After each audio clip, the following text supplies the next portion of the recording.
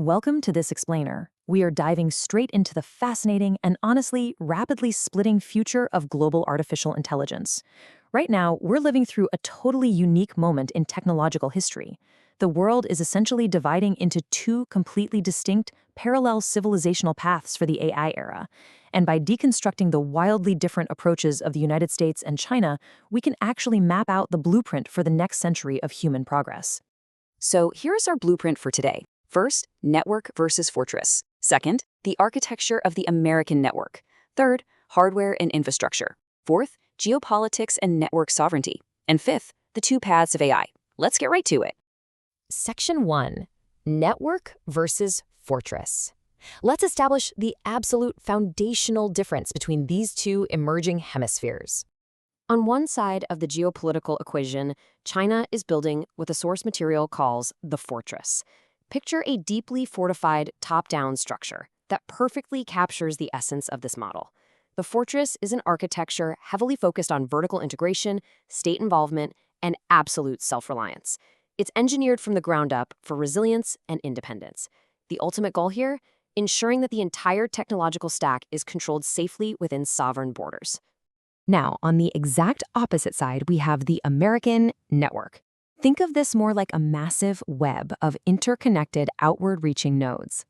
This is a brilliantly dynamic system that leverages global talent, vast capital markets, and open competition to drive really rapid, exponential progress. It's an ecosystem of industry leaders working, well, sometimes together and sometimes in fierce competition, but always pushing the boundaries of what's possible horizontally. So this dichotomy is really the defining feature of our era. China is optimizing for full-stack control, resilience, and strategic autonomy through vertical integration. The US, conversely, is optimizing for speed, open innovation, and horizontal ecosystem dominance. They're playing two completely different games, but using the exact same underlying technology. Okay, Section 2, Architecture of the American Network. Let's actually build this architecture out, step by step, from the ground up. Constructing this tech stack, we have to start at the very base. Step 1 is Nvidia's hardware foundation, literally the bedrock of the whole system. Moving up to Step 2, we layer on these massive scale architectures pioneered by giants like Google and Oracle. Then, Step 3 brings the intelligence layer, which is heavily dominated by the frontier models of Microsoft and OpenAI. Finally, Step 4 caps the whole thing off with Apple, bringing that intelligence directly to the consumer through on-device, privacy-first integration. It's this perfectly interlocking horizontal stack. Now, the triple alliance of Nvidia, Microsoft, and Apple creates a formidable core covering hardware, intelligence, and consumer distribution. But they aren't operating in a vacuum. They're supported by a massive, broader ecosystem. You've got Google and Oracle acting as the architects of unprecedented data scale. You've got Meta pushing the boundaries of open source with Llama. There's Anthropic providing fierce frontier competition with Claude, and Amazon AWS hosting the cloud infrastructure. It's an incredibly dense web of synergies and proprietary moats. But here's the thing, it's not a monolith. Even within the US network, there's this fascinating internal divide. You have the champions of open source competition, like Meta and Google, pushing for broader access. And on the flip side, you have the closed frontier labs, like OpenAI and Anthropic. They rely on heavily guarded, proprietary data moats and highly restricted access to their most powerful models. And actually, this internal friction, it's a massive driver of the network's overall speed and innovation. Moving on to Section 3, hardware and infrastructure. Let's look under the hood at the raw tech powering this massive ecosystem. At the absolute core sits Nvidia. They are the undisputed leaders in AI accelerators.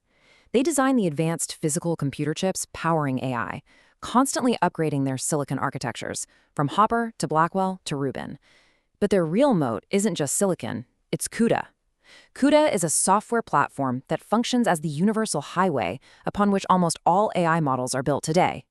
Add in their focus on massive server clusters with totally unmatched performance per watt, and you realize Nvidia, actually, scratch that, they aren't just a participant in the network. They literally provide the laws of physics for it. So the ultimate goal here is to optimize this flow, taking raw energy centers, pushing that power straight through massive compute clusters, and channeling it directly into frontier model intelligence. Whoever builds this power to intelligence chain with the absolute least amount of friction wins what experts are calling the big intelligence slice. Now, why does this race actually matter to you? Because we are rapidly moving toward intelligence as labor. We are transitioning from software that just helps you work to AI operating as a hired autonomous workforce that literally does the work for you. With advanced reasoning and agentic capabilities, frontier models are fundamentally changing how global enterprises operate and, for sure, how you'll eventually tackle your own daily tasks. Section 4. Geopolitics and Network Sovereignty. How does this technology stack actually translate into global power? Well, the US leverages its tech ecosystem through a concept called network sovereignty. Instead of trying to build everything inside its own borders like a fortress, the network relies on global alliances, unparalleled talent attraction, massive venture capital, and targeted export controls. It uses the pure gravitational pull of its technological lead as a primary strategic instrument on the world stage. However, it is a massive balancing act. While the U.S. network benefits immensely from all that global talent and capital, it faces significant risks precisely because it relies on incredibly complex global supply chains. The most glaring vulnerability is hardware manufacturing in Taiwan. The network's absolute greatest strength, its global interconnectedness, is simultaneously its greatest potential single point of failure.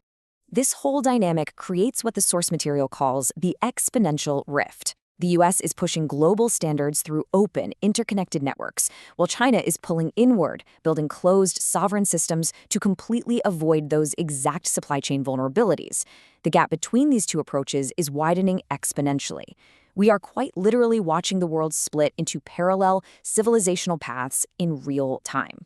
Finally, Section 5, the two paths of AI.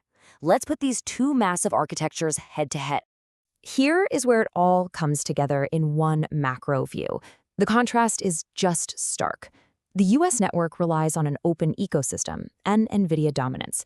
It focuses on sheer speed and global enterprise clients, but, as we discussed, carries heavy supply chain risk.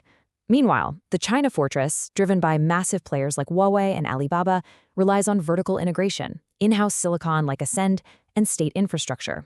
Its ultimate strength is full-stack sovereign control, but it carries the implicit risk of technological isolation.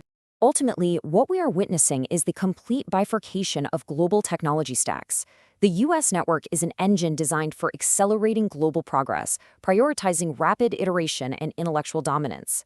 The China fortress is a bunker engineered to guarantee strategic autonomy and incredible state scale. These are two completely valid, incredibly powerful strategies, but they are almost entirely incompatible with one another.